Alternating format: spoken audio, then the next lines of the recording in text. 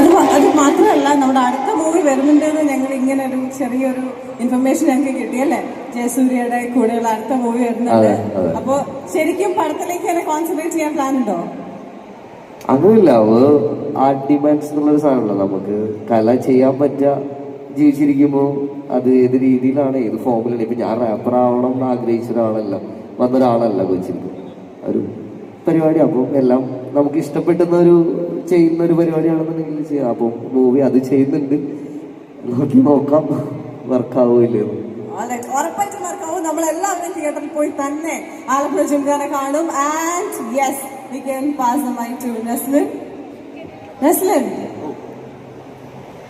Okay, അപ്പോ എനിക്ക് തോന്നുന്നു നല്ല അടിപൊളിയായിട്ടൊരു ബോഡി ട്രാൻസ്ഫോർമേഷൻ ചെയ്ത് പുതിയൊരു ലുക്കിൽ ഭയങ്കര എഫേർട്ട് എടുത്തിട്ടാണ് ആലപ്പുഴ ജിംഖാന എന്ന സിനിമ ചെയ്യുന്നത്. And yes, please tell us about your experience. എല്ലാവർക്കും